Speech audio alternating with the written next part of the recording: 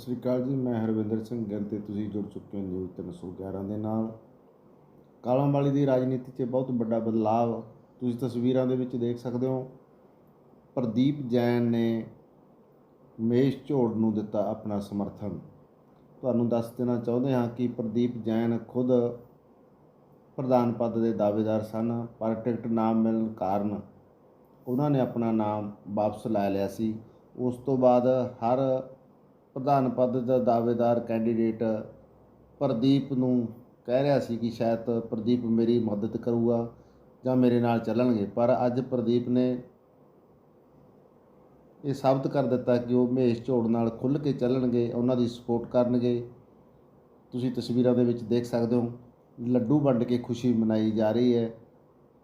ਪ੍ਰਦੀਪ ਜੈਨ ਨੇ ਆਪਣਾ ਸਮਰਥਨ ਮਹੇਸ਼ ਝੋੜ ਨੂੰ ਦੇਣ ਨਾਲ ਮਹੇਸ਼ ਝੋੜ ਦੀ ਸਥਿਤੀ ਹੈ ਜਿਹੜੀ ਉਹ ਹੋਰ मजबूत हो चुकी है। आओ कर दें बिल्कुल एकदम 29 को होने वाले, बिल्कुल एकदम 29 को होने वाले हैं। आपको टिकट नहीं मिला, आप भाजपा से नाराज रहे, हलोपा गठबंधन से टिकट मांग रहे थे, अब किसको समर्थन दे रहे हैं चुनाव को लेकर, अध्यक्ष पद को लेकर खास करके?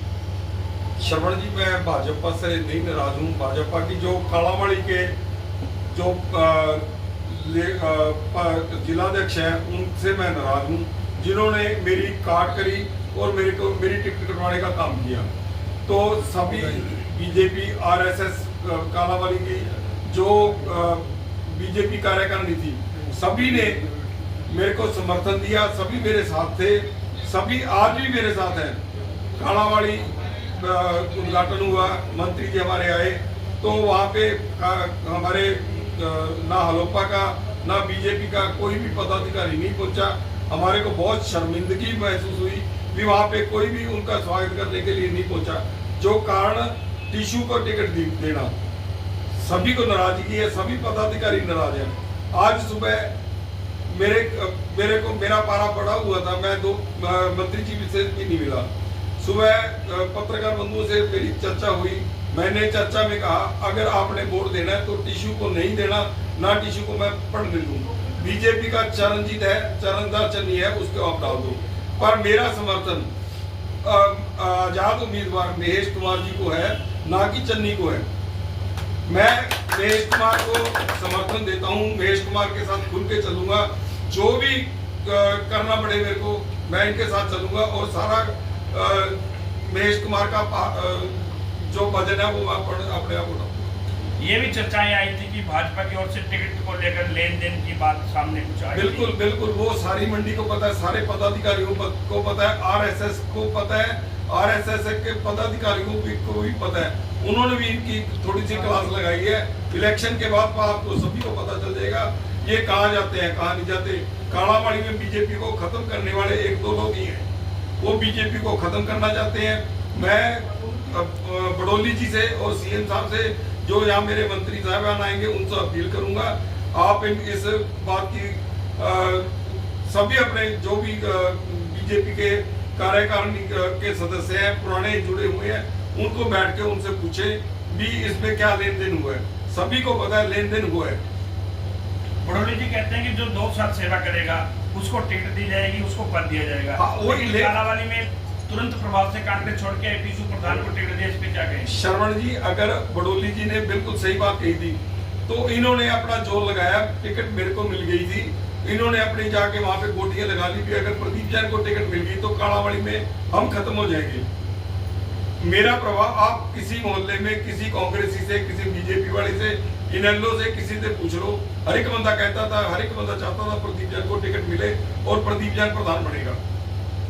इन्होंने क्यों नहीं बनने दिया, ये पार्टी इनसे पूछेगी, इनको जवाब करेगी। 29 तारीख के बाद पता चल जाएगा इन्होंने क्या किया, पार्टी के साथ कैसे गद्दारी करी। आप अपने समर्थकों को, शहर के वोटरों को, शहर के लोगों को क्या अपील करेंगे? मैं अपील करूंगा, महेश कुमार झोड़ जी आजाद उम्मीदवार, इनके साथ हम खड़े हैं और इनके साथ खुल के चलेंगे और इनको खुल के वोटें डालें और ज्यादा से ज्यादा वोटों से जिता के हम टिशू को और टिशू के जो आका है एक दो, उनको पता चल जाए कि कालावाड़ी में किसका प्रभाव है, किसका नहीं।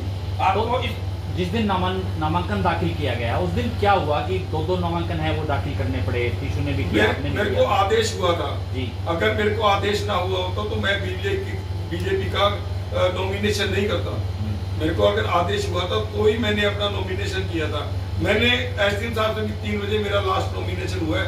एसडीएम साहब से पूछा, मैं कहा जनाब आपके पास कोई टिकट आई है? बोला मेरे पास एक ही टिकट आई है और बीजेपी की कोई टिकट नहीं आई। इन्होंने रात को एसडीएम साहब से कोई गेटमेट करके रात को लगाई है। उसके बाद जब स्क्रूटनी होनी थी, मैं गया वहाँ पे, मैंने एसडीएम साहब से पूछा, जनाब आपने ये टिकट कैसे लगा दी? आपको चुनाव आयोग को आपको जवाब देना पड़ेगा। इसमें एसडीएम साहब भी लिपेंगे, एसडीएम साहब को लपेटूंगा, उन्होंने टिकट ये कैसे लगा दी? जब 3 बजे तक लगी नहीं, 3 बजे के बाद कोई शेड्यूल है तो बता दो, 3 बजे के बाद कैसे लगा देंगे? वो फाइलें वो यहाँ से लेके गए, तो यहाँ से लेके जाने का मतलब क्या है? जो नॉमिनेशन फाइलें हुई हैं वो यहाँ से अपने साथ ले गए, क्या मतलब बनता है उनका साथ लेके जाने का? वो यहाँ पे रहेंगी, जो चुनाव जो पूछेगा कालावाड़ी में रहती है या वो साथ लेके जाएंगे? इतने बड़े पदाधिकारी नहीं है, वो अपने साथ फाइल ले जाए और फाइल में जाके वो नॉमिनेशन छपे दें। अब प्रदीप जैन पे किसी प्रकार का राजनीतिक दबाव कोई बन सकता है कि मैं जोड़ को समर्थन देने के बाद? नहीं, मेरे अकाउंट ने मेरे को जो बोला है, टिशू प्रधान को तो मैं जीतने नहीं देता, चाहे मेरा कुछ लग जाए, कोई आ जाए, मैं टिशू के साथ नहीं चलूंगा, मैं जी के साथ चलूंगा, खुल के चलूंगा। मेरा परिवार, मेरे यार दोस्त, मेरे जो सपोर्टर थे सब मैं जी के साथ चलेंगे। तो लेन देन की आपने बात की, किस तरह का लेन देन हुआ है, कौन लोग इसमें शामिल हैं? वो तो आपको पता चल जाएगा। आप मंडी में से पता करो, बीजेपी के जो पदाधिकारी हैं पुराने, उनसे पता करो, सभी बता देंगे आपको, सभी बता देंगे। लेन देन हुआ है, लेन देन के बगैर अगर एक आज बंदा कांग्रेस पार्टी छोड़ के ज्वाइन करता और उसको तुरंत टिकट मिल जाती है। 2 साल हमारे बीजेपी के मोहनलाल बड़ोली जी ने बोला है कि 2 साल वो पार्टी में वर्क करेगा, उसके बाद उसको सोचेंगे। तो ये इसको 2 दिन बाद कैसे मिल गई? वो 2 साल इन्होंने कटवा दिए। जोड़ जी, आपको प्रदीप जैन का समर्थन मिला है, गेम चेंजर कहलाते हैं, क्या कहेंगे समर्थन मिलने? हम प्रदीप जैन जी का, उनके सभी साथियों का बहुत तहे दिल से स्वागत करते हैं। प्रदीप जैन जी एक कालावाली के लिए जुझारू साथी रहे हैं। जहाँ भी कोई मंडी को जरूरत पड़ी है तो प्रदीप जैन जी सबसे आगे खड़े थे। इनका बहुत ही अच्छा प्रभाव कालावाली में है। इन्होंने आज समर्थन देकर मेरे को मजबूत करने का काम किया है। हम सब मिलकर मंडी के लिए, अपनी शहर कालावाली के लिए, आमजन के लिए, सभी मंडी वासियों के सहयोग से आने वाले समय में मिलकर काम करेंगे।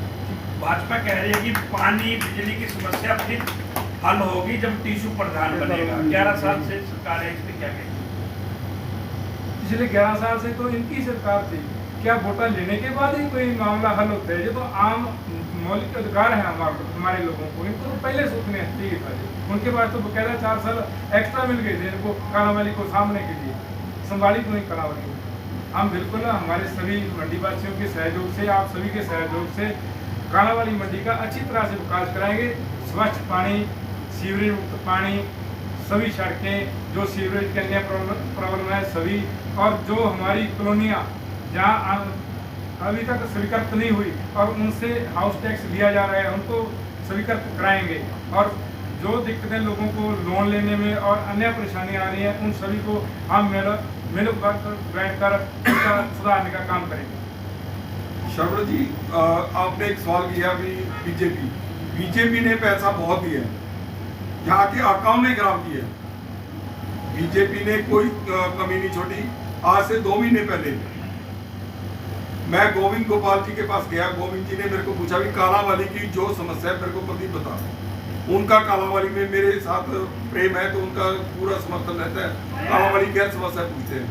कालावाली मैंने कहा जी एक तो वाटर वर्क्स, तो उन्होंने सीएम साहब से तुरंत बात करके 31 करोड़ 50 लाख रुपए 2 दिन बाद मेरे को मंजूरी दिलवा के मेरे को फोन कर दिया भी आपके कालावाड़ी में 31 करोड़ 50 लाख रुपए पानी के लिए मंजूर हो चुके हैं। कालावाड़ी से कोटा, डब्बा वाली से रोडी, 4 लाइन का वो भी सीएम साहब को बोल दिया गया है, वो भी जल्दी से जल्दी वो भी हो जाएगा। बीजेपी सरकार से कोई भी पैसे की, कोई भी काम की कोई भी कमी नहीं है। कालावाड़ी के जो ग्राउंड लेवल के जो नेता हैं वो बीजेपी को बदनाम करना चाह रहे हैं। बीजेपी कहीं पे भी यहाँ पे नीचे नहीं है, ना उसको मैं नीचे होने दूँ।